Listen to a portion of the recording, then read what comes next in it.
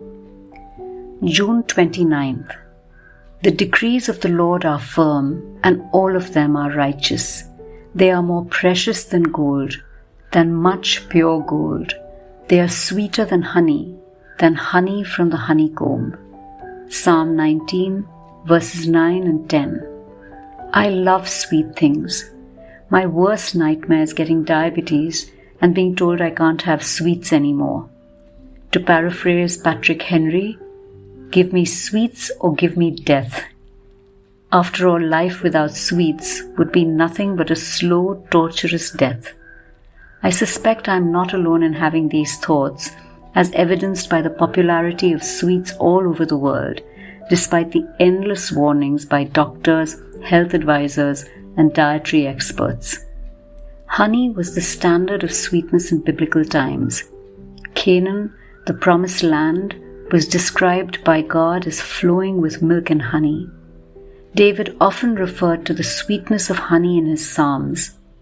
So it is no wonder that the sweetness of honey is used to describe the sweetness of God's word. In fact, the prophet Ezekiel and the apostle John were both instructed to eat scrolls with God's words written on them, and when they did so, it was described as sweet as honey in their mouths. Several times in the Bible, we see the health benefits of honey, of its ability to revive and rejuvenate. But Solomon wrote, "Pleasant words are as an honeycomb, sweet to the soul and health to the bones." What words could be more pleasant than God's word? It is not just sweet, that is delightful to our senses and something we should desire. It also releases health into our whole beings, heart, mind, soul, spirit, and body. Let me return to my love, well, most people's love of sweets. Wouldn't it be wonderful if we loved and desired and delighted in God's word the same way?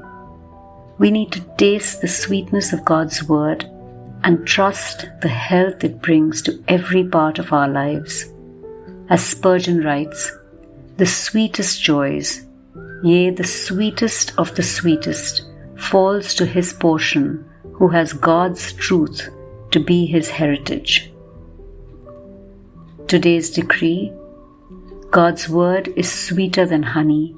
It is sweet to my soul and health to my bones.